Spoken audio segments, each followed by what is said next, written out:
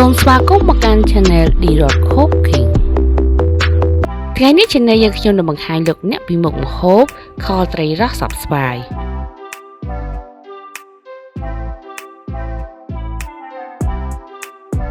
គ្រឿងផ្សំមានត្រីរ៉ស់កន្លះគីឡូប៉េងប៉ោះ3ផ្លែស្វាយខ្ចីស្ករត្នោតអំបិលប៊ីចេងម្រេចនិងខ្ទឹមស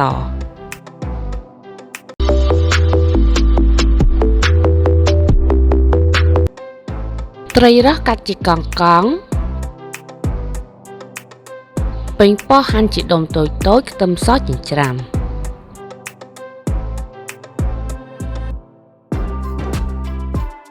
ដំបូងដាក់ឆ្នាំងឲ្យក្តៅបន្ទាប់មកដាក់ស្ករត្នោតចូល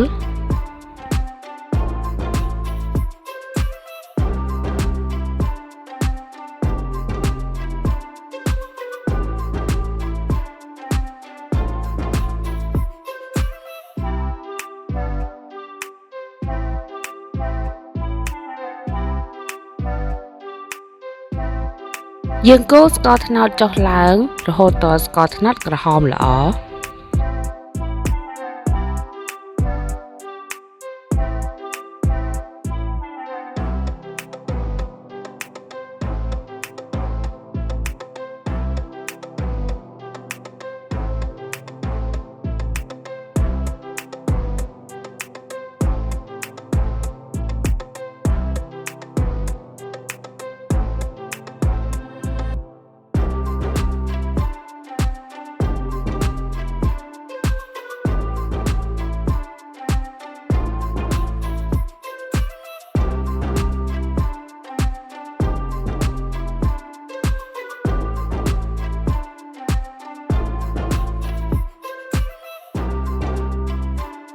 ពេលស្ករត្នោតក្រហមហើយយើងចាប់ផ្ដើមដាក់ប៉េងប៉ោះនិងខ្ទឹមសចូល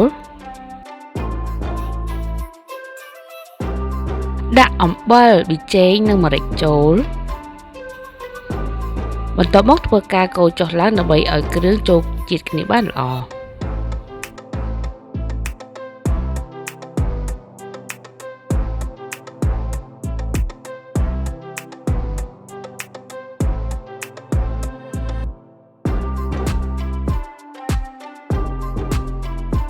បន្ទាប់មកយើងដាក់ត្រីរ៉ស់ចូលក្នុងទឹកខរបស់យើង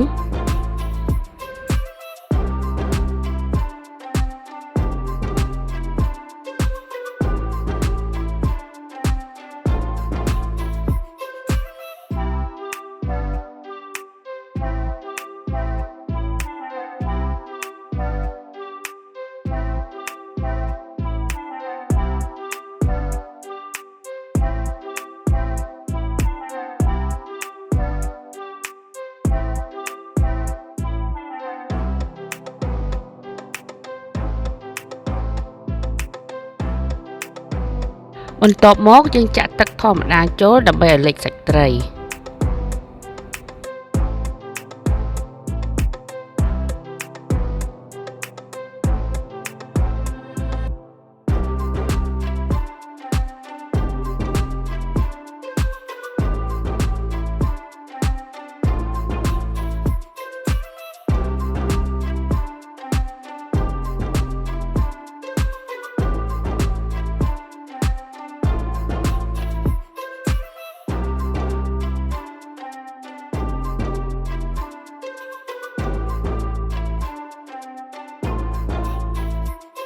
បន្ទាប់មកយើងធ្វើការបិទគ្របដើម្បីរំងាស់ឲ្យសាច់ត្រីឆ្អិននិងក្រហមល្អ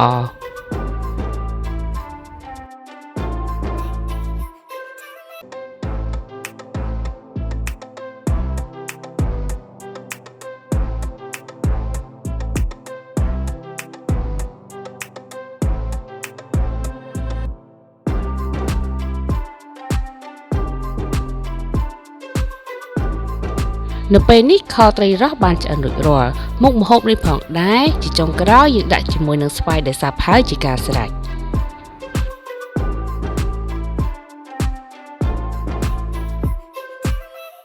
សូមចុច Subscribe និងសញ្ញារូបកណ្ដឹងដើម្បីទទួលបានវីដេអូថ្មីៗពី Channel យើងខ្ញុំ